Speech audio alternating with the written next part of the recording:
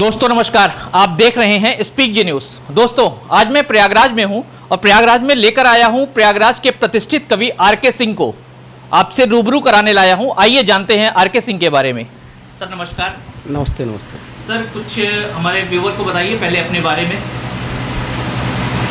मैं आर.के. सिंह एक कवि के नाते मैंने कविता लिखना शुरू किया जब मैं अपने छात्र जीवन में था, और मैं नेचर पर और समाज को लेकर कविताएं लिखता रहा हूं, और निरंतर मेरी कलम, मेरी लेखनी इन समाज और पर चलती रहती है।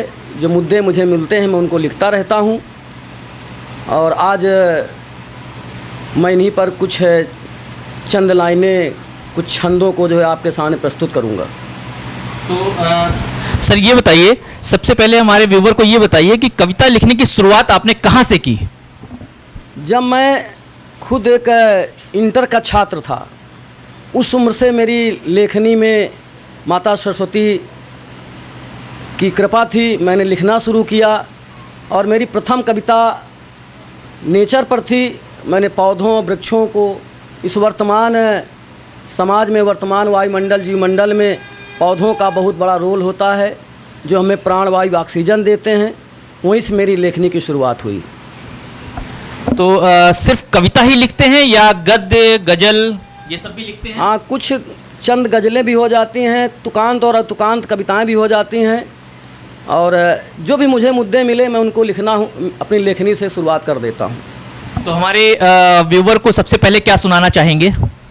मैंने अपने जीवन में जो पहली कविता लिखी थी, मैं आज सोच रहा हूँ कि इसी को समाज के सामने, वृक्ष और बौरें जो उसका मुख्य बिंदु और टाइटल है, उसी पर उसको मैं सुनाना चाहता हूँ, और आप सभी जनता जनार्दन का आशीर्वाद प्राप्त करना चाहता हूँ। सुनाइए सर। वृक्षों को सुनहरा बनाती हैं जब बौरें उस पर आती हैं, मानो कि वहाँ पर प्रकृति की संपूर्ण घटा छा जाती है।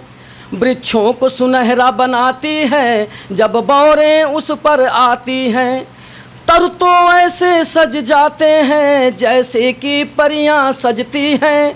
पत्तियां भी ऐसी लगती हैं मानो कि वे भी हंसती हैं। वृक्षों को सुनहरा बनाती हैं जब बौरें उस पर आती हैं। प्यारे बिटपो जागो तुम, उनकी वो जवानी जगाती है। यह सुन उनमें उत्साह भरा, देखो फिर उनकी सुंदरता। तब झूम रही उन डाली पर बिहवल उनकी प्रेम लता।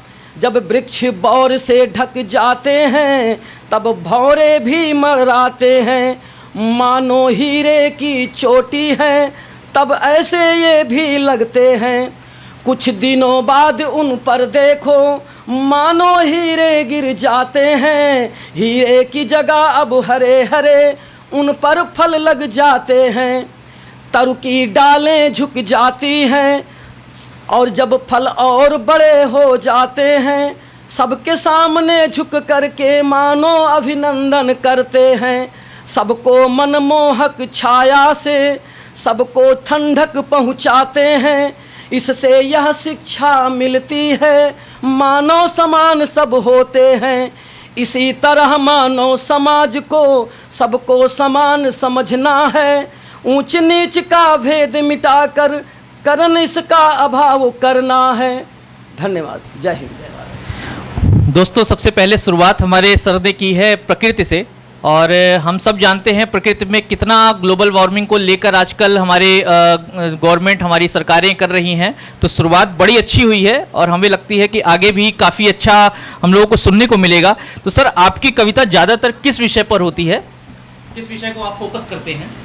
ज़्यादातर समाज में कुछ बिंदु, जो समाज में हमने जो कमियां होती हैं, जो सामाजिक परिवर्तन होते हैं, ताकि समाज में कुछ ऐसा मैसेज जाए जो समाज में सुधारा जा सके। लोग प्रेरणादायक बिंदुओं पर लेकर के मैं कविताएं लिखता रहता हूं, ताकि हमारा भारतवर्ष में एक सर्वधर्म समभाव की भावना बनी रहे।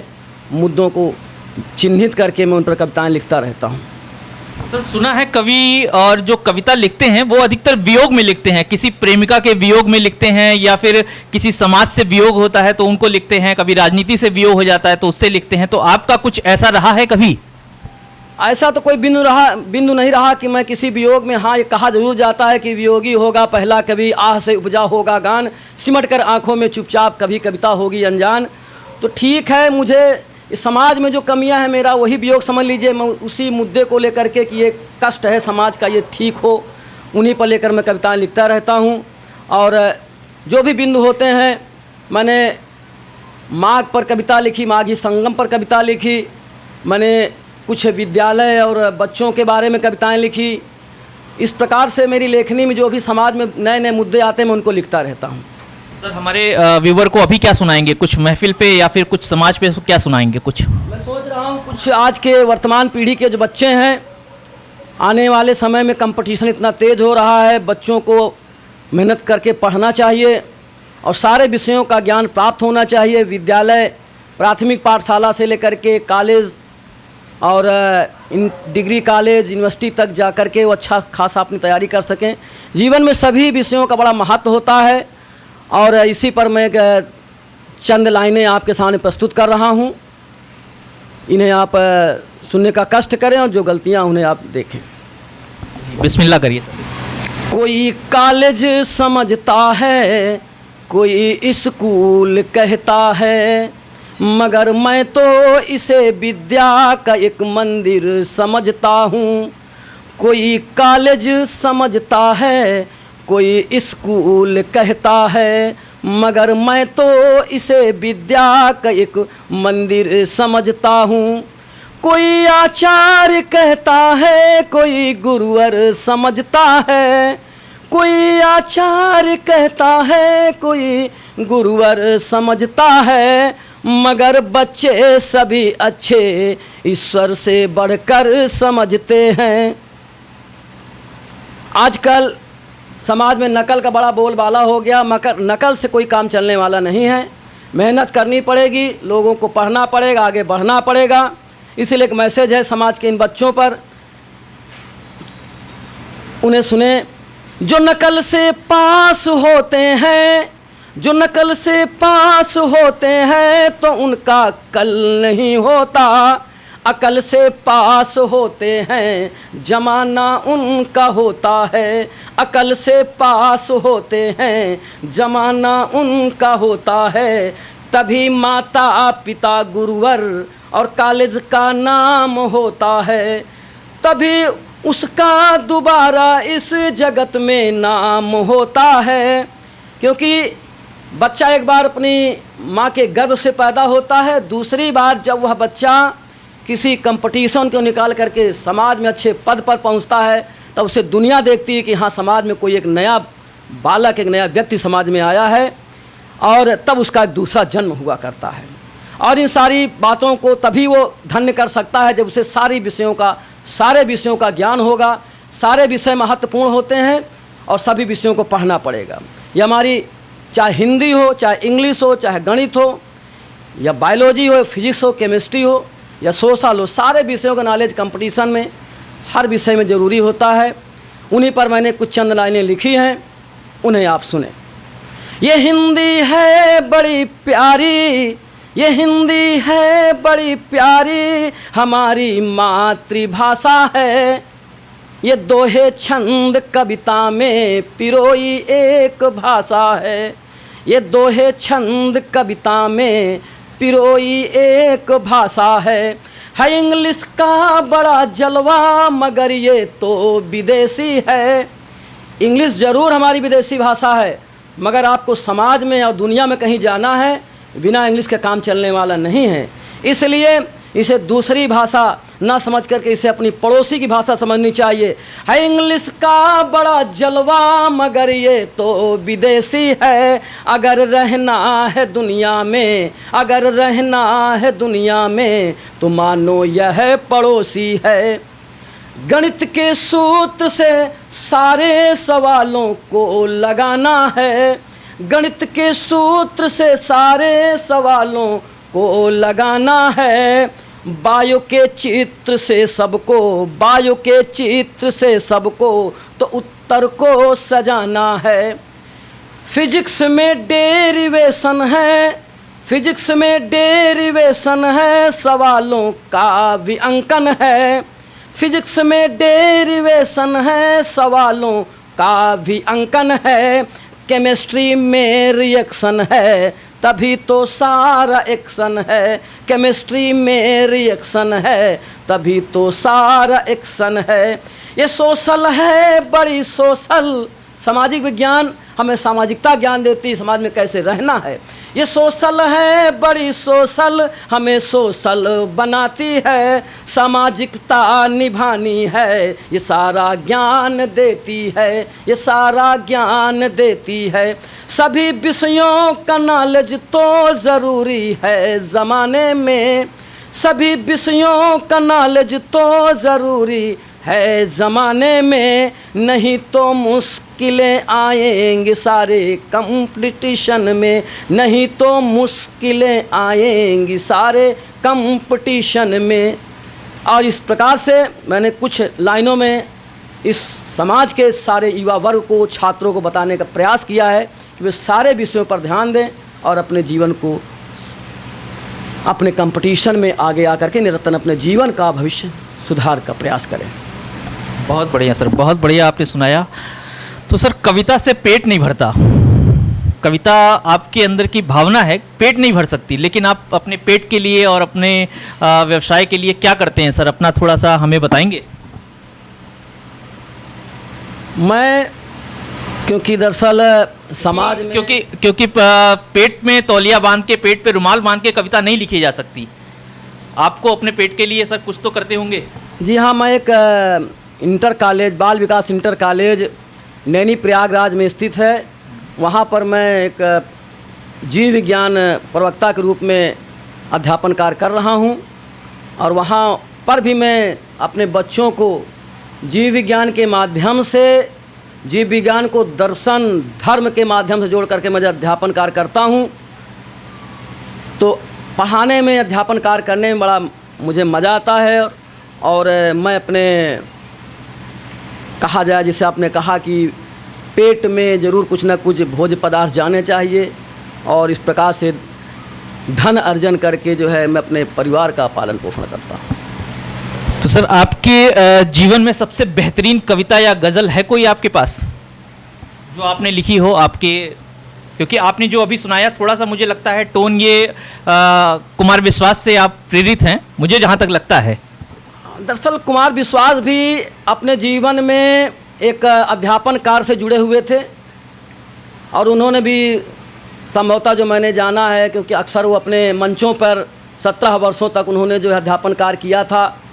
और जा कर के उन्होंने बाद में, जबकि उनके पिताजी कहा करते थे ये इस मंच, कविता मंच, कवि पाठ पर बहुत उन्हें कुछ कहते थे क्या करेंगे, मगर उन्होंने इसको चुना और आगे जा कर के वो एक विश्वविख्यात प्रख्यात, हिंदुस्तान के बाहर जा कर के एक अच्छे कवि के रूप में उनकी रचना, जिनके द्वारा वो समाज में बहुत फेमस हुए। कोई दीवाना कहता है, और कोई दीवाना कहता है कि तर्ज पर मैंने भी ढेर सारी बातों को लिखने का हमेशा प्रयास करता रहता हूँ। कि अभी उन्होंने इसके पहले कुछ वर्षों पहले कोरोना काल में प्रयागराज संगम तट पर भी आए थे, और बहुत अच्छी बातें वो लिखते रहते हैं। और जैसा भी उनके पास ज्ञान है, तो मैं प्रेरणादायक रूप में है कि मैं भी एक अध्यापक हूँ और वो भी एक अध्यापक थे, हमारे उनमें एक समानता पाई गई। मैंने भी अपनी लेखनी को निरंतर अपनी कलम को चलाए रखा और लिखता रहता हूँ। बहुत बढ़िया सर। तो हमारे व्यूवर को क्या सुना रहे हैं, अपनी कोई गज़ल या फिर कोई कविता? मैं सोच रहा हूँ कि क्योंकि अब हम लोग संगम तट पर, इस प्रयाग की धरती पर अपना जीवन चल रहा है, तो मैंने एक बार अपनी कलम उठा करके जो है, जिसे कहा जाता है कलम उठाकर जाने जाना, खत मैंने तेरे नाम लिखा। मैंने ये खत जो है, मैंने ये चिट्ठी माघ मेला पर मैं समर्पित कर दिया और लिख दिया माघी संगम।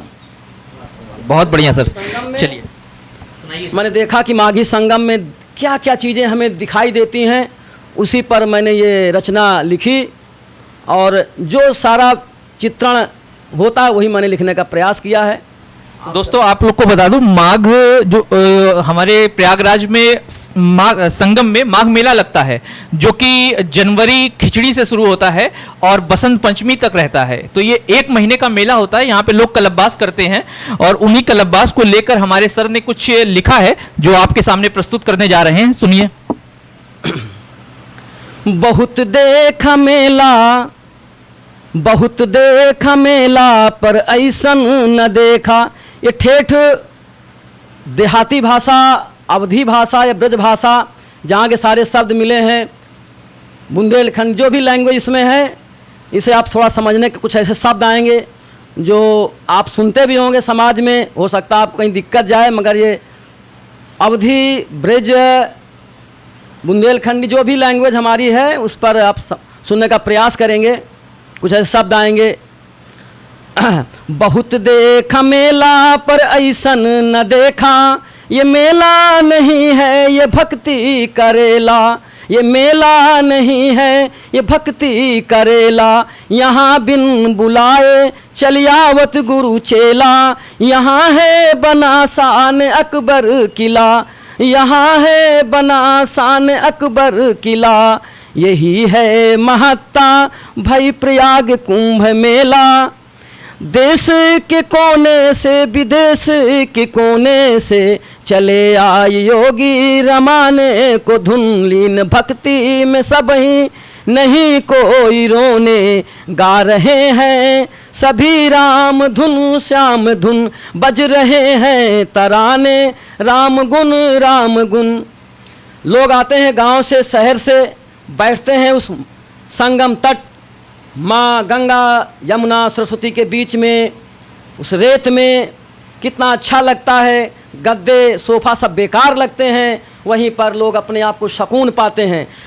आए गावन से लोग, आए गावन से लोग, चाहे शहरन से लोग, आए गावन से लोग, चाहे शहरन से लोग, बैठी रेती के बीच नहीं गद्दा गलीच, बैठी रेती के बीच नहीं गद्दा गलीच, बैठ पियरा पे संग, बैठ पियरा पे सब, पियरा माने जो धान का पौधा होता है, बैठ पियरा पे सब, छाए कुहरा के बीच, ध्यान सब ही का है प्रभु भक्ति के बीच। यहाँ राजा और रंक चले एक ही रीत, यहाँ राजा और रंक चले एक ही रीत। लोग पैदल भी आते हैं, लोग गाड़ियों से आते हैं। कोई पैदल चले, कोई पैदल चले, कोई गाड़ी चले, कोई कमरी लिए, कोई कछुना लिए, बस मन मा लिए एक संकल्प पूजिए, जाई संगम नहाई गंगा जल पिए, जाई संगम नहाई गंगा जल पिए। श्वास जब तक चले पुण्य तब तक किए, श्वास जब तक चले पुण्य तब तक किए। वहाँ पर माघ मेला में ढेर सारे आपके कलाकार मंचों पर रामलीलाएँ, रासलीलाएँ दिखाई देती हैं। पूरा कृष्णमय, भक्तिमय, राममय बिल्कुल दिखाई देता है मंच। रासलीला दिखाए, रासलीला दिखाए, रामलीला दिखाए, कहीं वीडियो चले और पर्दा दिखाए, कहीं वीडियो चले और पर्दा दिखाए, सब जीवन रहस्य मुक्ति द्वार दिखाए, सब जीवन रहस्य द्वार मुक्ति दिखाए। ओम हरिहर सुनाए, ओम हरिहर सुनाए, सबई पूजा दिखाए, एक तंबू तले, एक तंबू तले, देसी विदेशी दिखाएं, एक तंबू तले देसी विदेशी दिखाएं। संगम में सभी रंग रूप, चाहे गोरे हों, चाहे काले हों, चाहे छोटे हों, चाहे गरीब हों, चाहे अमीर हों, सभी दिखाई देते हैं, भक्ति में दिखाई देते हैं। रंग रूप वेशभूषा और भाषा है अनेक, मगर सबका चिंतन मनन है और एक। माघ मंच संगम तट स्वर है अनेक, लोक हित विश्व शांति प्रेम रहे एक। कार्य करें, अरे कार्य ऐसा करें करन धर्म रहे एक, कार्य ऐसा करें करन धर्म रहे एक। और हमारा धर्म, सनातन धर्म एक रहे, विश्व में शांति रहे, विश्व का कल्याण हो। बहुत बढ़िया सर, बहुत बढ़िया। आपने बहुत अच्छा सुनाया। हमारे प्रयागराज में जो माघ मेला लगता है, और दोस्तों मैं आपकी जानकारी के लिए बता देता हूं कि 2025 में कुंभ मेला लगने वाला है। आप सभी आइएगा प्रयागराज में और यहाँ के कुंभ मेला को देखिएगा, जिसमें कि हर एक तरह के लोग दिखेंगे आपको। वहाँ नंगे भी दिखेंगे और कपड़े वाले भी दिखेंगे, सूट बूट वाले भी दिखेंगे। वहाँ हर तरह के लोग दिखेंगे और कह सकते हैं कि 1 से 1.5 महीने के लिए प्रयागराज में एक छोटा सा शहर बसा दिया जाता है, जिसे हम हर साल बसाते हैं और हर साल उजाड़ते हैं।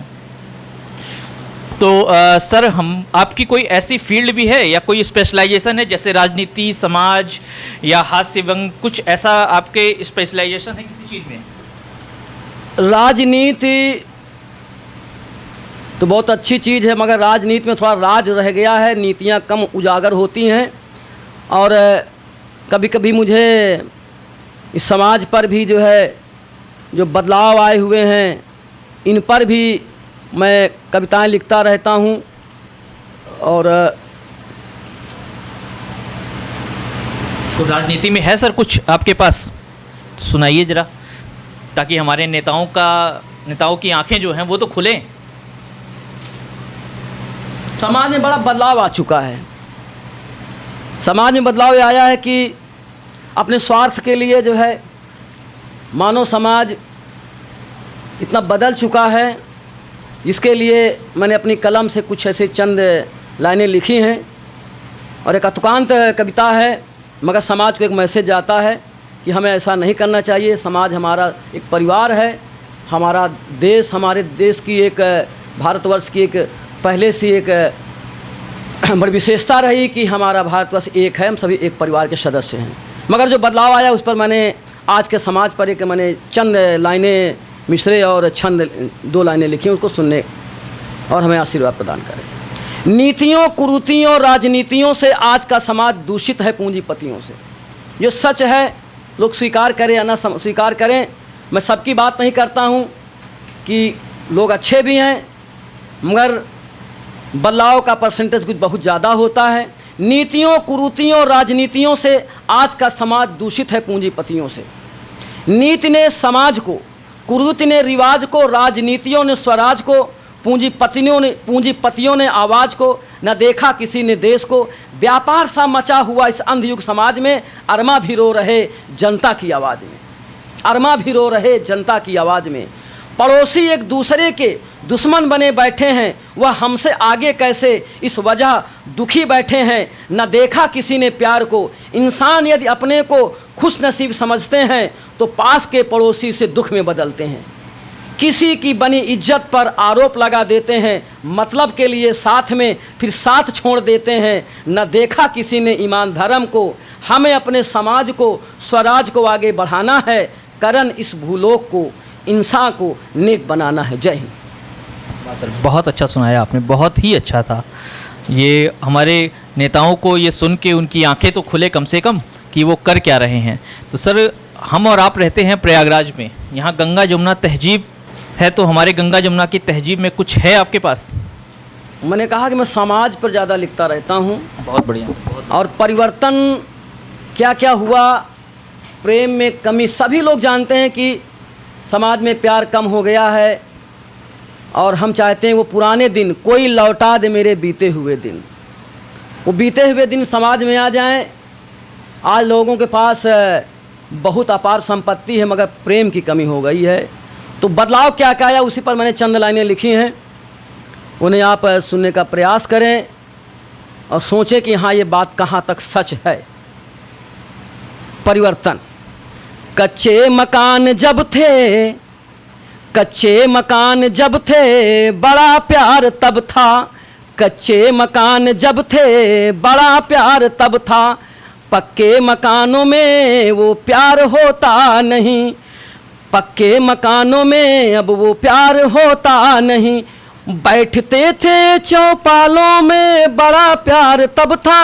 अब बैठे हैं सोफा में, वो प्यार होता नहीं। बैठे हैं सोफा में, वो प्यार होता नहीं। जब चलते थे पैदल, जब चलते थे पैदल, बड़ा प्यार तब था। लोग पैदल चलते थे, 10-10 किलोमीटर पैदल चलते थे, लोग मिलते थे। आज मोबाइल के दौर पर लोग मोबाइल लगाए हुए हैं, पड़ोस में कौन बैठा पता नहीं चलता है। मगर लोगों से एक परिवार हो जाया करता था। लोग बस में ट्रेन में बैठ करके जब नाश्ता पानी करते थे पड़ोस के पड़ोसी को पूछते थे भैया ले लीजिए, तो लगता था अपने परिवार सदस्य है। आज लोग आपस में बैठे हुए हैं, लगता है बहुत दूर का कोई पड़ोसी, बहुत दूर के रहने वाले हैं। जब चलते थे पैदल बड़ा प्यार तब था, अब चलते हैं मोटर में वो प्यार होता नहीं। जब शादी में डोली थी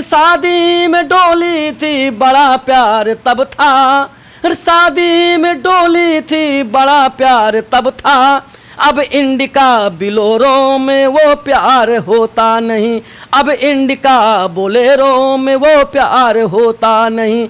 जब खाते थे रोटी चटनी बड़ा प्यार तब था, अब फास्ट फूड बर्गर में वो प्यार दिखता नहीं। जब पीते थे प्याले दही दूध मट्ठे के, जब पीते थे प्याले दही दूध मट्ठे के बड़ा प्यार तब था, चाय बियर ठंडा में वो प्यार दिखता नहीं, अब प्यार दिखता नहीं। जब पहनते थे सूती और खद्दर बड़ा प्यार तब था, अब टेरी काट रेशम में वो प्यार दिखता नहीं। जब खेलते थे कबड्डी और गुल्ली और डंडा बड़ा प्यार तब था, क्रिकेट और हॉकी में वो प्यार दिखता नहीं, क्रिकेट और हॉकी में वो प्यार दिखता नहीं। ये परिवर्तन है समाज का। हम चाहते हैं वो पुराने दौर, ठीक है हम विकास की दौर पर हैं, हम आगे जा रहे हैं साइंस के युग में, मगर वो पुरानी चीज़ें भी हों, नई चीज़ें भी हों, समाज में सामाजिकता समरसता बनी रहे और हम एक तंबू तले, एक आसमान के तले हिंदुस्तान में बड़े प्यार से रहें। वो नया दौर हो या पुराना दौर हो, मगर ये प्रेम की कमी न रहे। क्योंकि प्रेम, मैंने कुछ बातें लिखी थी, प्रेम जो है आज के ज़माने में प्रेम बड़ा विचित्र है। प्रेम लोग कहते ज़रूर हैं, मगर मेरे समझ में आता है कि प्रेम लोग दिखावा करते हैं। प्रेम में कुछ इस प्रकार की बातें होती हैं कि जैसे लोग कहते हैं प्रेम, जिसे हम प्रेम प्यार स्नेह मोहब्बत कहते हैं, करते नहीं। जिसे हम प्रेम प्यार मोहब्बत स्नेह कहते हैं, करते नहीं, क्योंकि इसमें स्वार्थ डर भय आकर्षण काम छल कपट होता है। इसमें स्वार्थ डर भय आकर्षण काम छल कपट होता है। मरने के वादे इरादे करते हैं, वह प्रेम होता नहीं। क्योंकि प्रेम मरना नहीं, प्रेम शांत एकांत अनंत परम निश्चल भाव से हुआ करता है। प्रेम शांत एकांत अनंत परम निश्चल भाव से हुआ करता है। ये प्रेम की जो परिभाषाएं बदल चुकी हैं, हमें निश्चल प्रेम असलियत प्रेम करना चाहिए, मगर ये बदलाव आ चुका है समाज में, ऐसा परिवर्तन हो चुका है। बहुत बढ़िया सर, बहुत बढ़िया। आज बहुत ही अच्छा आपने हमें अपनी कविताओं से अवगत कराया। और अभी चलते चलते हमें क्या सुना रहे हैं सर?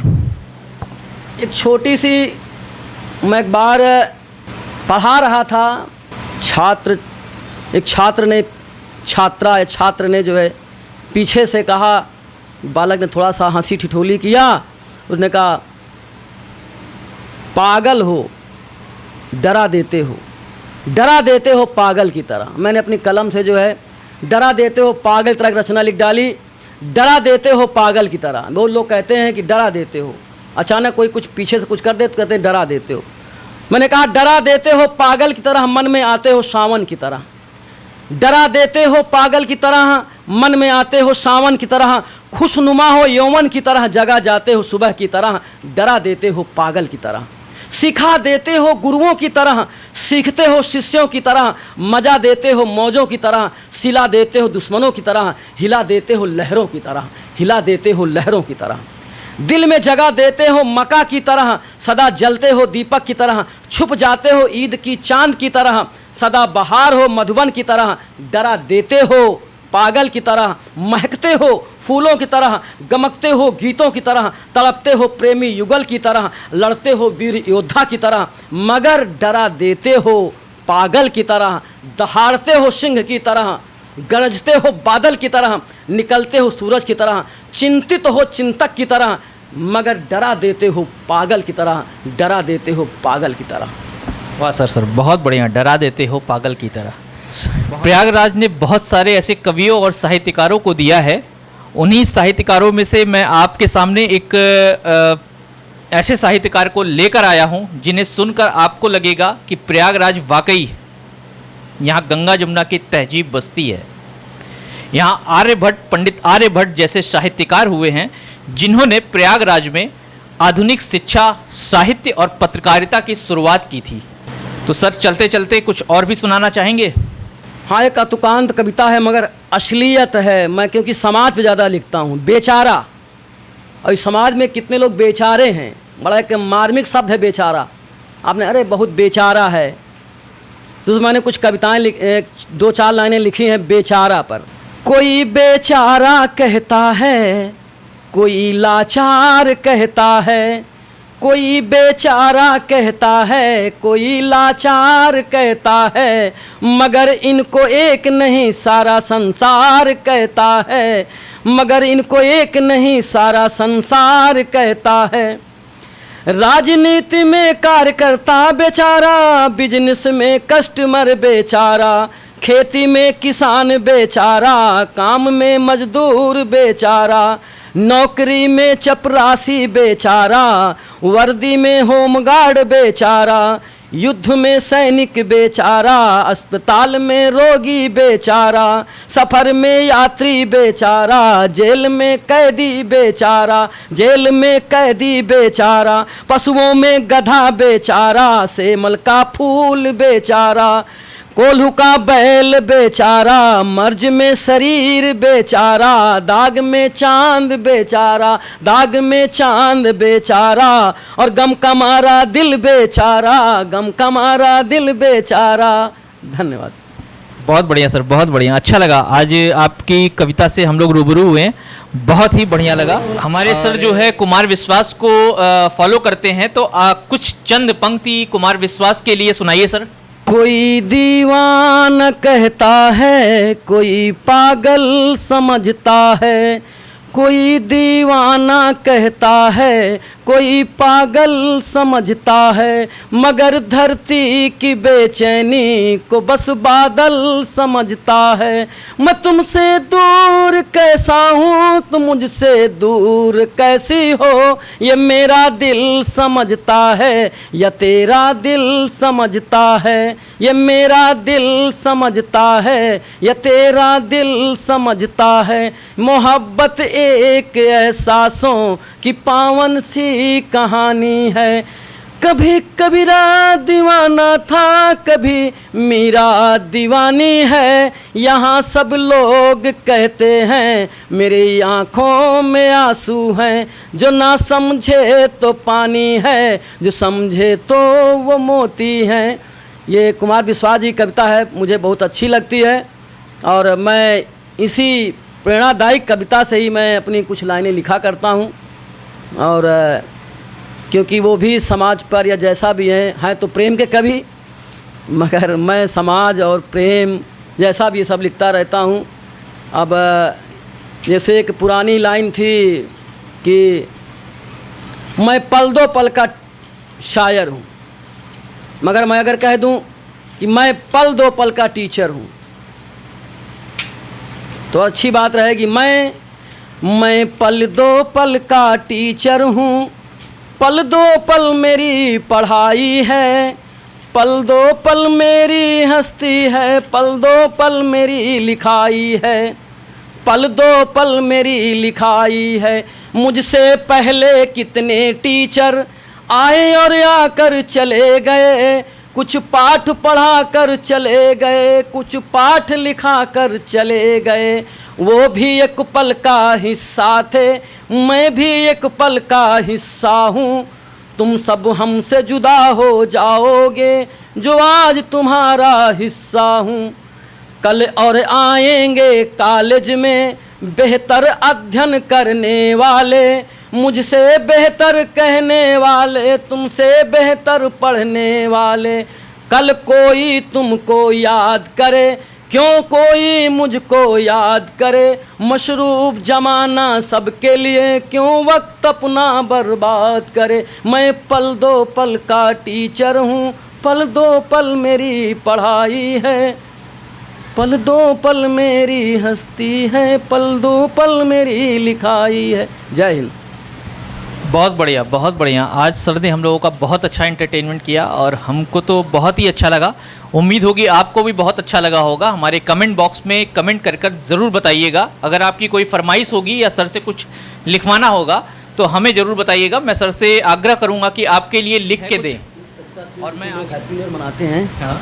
और सो गए सुबह उठे तो क्या मतलब रहता है, तो मैंने क्या लिखा। अच्छा, 9 वर्ष पे सर ने लिखा है, तो आइए सुनते सुनते फिर चलते हैं।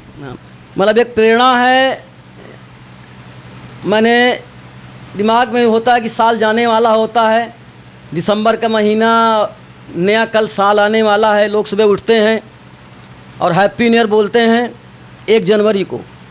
तो मैंने रात में सोचा कि कुछ कविताएं, कुछ छंद लिखे जाएं। तो मेरी भावनाएं हैं, एक अतुकांत एक कविता छंद, कुछ लाइनें मिसरे हैं जो आप सुने। सोच कर यह मैं सो जाता हूँ, सोच कर यह मैं सो जाता हूँ कि वह सुबह कभी तो आएगी, कुछ नया लाएगी, करेंगे कुछ नया, जो समय गया कुछ नहीं भया, ये भूल जाएंगे अब इसमें अपने को, जीवन के सपने को करेंगे पूरा, जो है अधूरा, जिससे होगा मानव का भला, समाज में खुशहाली छाएगी, वह सुबह कभी तो आएगी, वह सुबह कभी तो आएगी। जैसे कि कल हैप्पी न्यू ईयर, वो सुबह, वो ताजगी, वह नया वादे इरादे, इस पर मैंने लिखा वह सुबह कभी तो आएगी। करके अपना कर्म जो है अपना धर्म, दीन दुखियों की सेवा, ऐसी विचारधारा समाज में हो जाएगी, वह सुबह कभी तो आएगी। सब हैं परेशान, देखते हैं आन बान, कुछ नहीं ले जाओगे जब जाएगा प्राण। कर लो अंतर ध्यान, कर लो अंतर ध्यान, करो मानो कल्याण, बढ़ेगा तेरा मान, दुनिया तेरा गुणगान जाने पर गाएगी, वह सुबह कभी तो आएगी, वह सुबह कभी तो आएगी। और नए साल का स्वागत इन प्रतिज्ञाओं के साथ, इन वादों के साथ करें, नया साल मनाने का प्रयास करें। इसीलिए मैंने ये लिखी वह सुबह। हर सुबह हमने सोचा हर सुबह एक नया वादा इरादा लेकर के आए और समाज में आप एक प्रेरणा स्रोत व्यक्ति बने। धन्यवाद। बहुत बढ़िया सर, आज बहुत ही अच्छा आपने सुनाया। कविता में भावों एवं कल्पना की प्रधानता रहती है। महादेवी वर्मा ने कहा था, कविता कवि विशेष की भाषाओं का चित्रण है। तो दोस्तों, चलते चलते मैं सर से कहूँगा कि आप लोगों का धन्यवाद करें और कुछ अगर हमारे व्यूवर से सर कहना चाहते हैं तो कहें। सबसे पहले ये बात है कि हम भारतवासी या समाज का कोई भी विश्व का कोना हो, जहाँ पर भी मानव समाज रहता है, और जो भी जीव जंतु प्राणी वनस्पतियाँ जो भी हैं, हमें अपने अच्छे कर्मों से, अपने धर्मों से जो है अच्छा काम करना चाहिए। पाप पुण्य लेखा जोखा ये सब चीज़ें, व्यक्ति को अच्छा कर्म करेंगे उसका परिणाम ईश्वर देता है, ऊपर वाला देता है, और लोगों को करना चाहिए, क्योंकि सच ही आगे जिंदा रहता है, उसका परिणाम आगे देते हैं, ईश्वर देते हैं। समाज में हम यही कहेंगे, सत्य सत्य है, सत्य की जीत होती है। धन्यवाद। तो दोस्तों, मिलते हैं फिर अगली खबर में। हमारी वीडियो को लाइक करें, सब्सक्राइब करें और इस वीडियो को ज़्यादा से ज़्यादा लोगों तक शेयर ज़रूर करें, ताकि ये खबर ज़्यादा से ज़्यादा लोगों तक पहुंच सके और हमारे प्रयागराज के प्रतिष्ठित कवि आर.के. सिंह को ज़्यादा से ज़्यादा लोगों तक पहुंचाएं।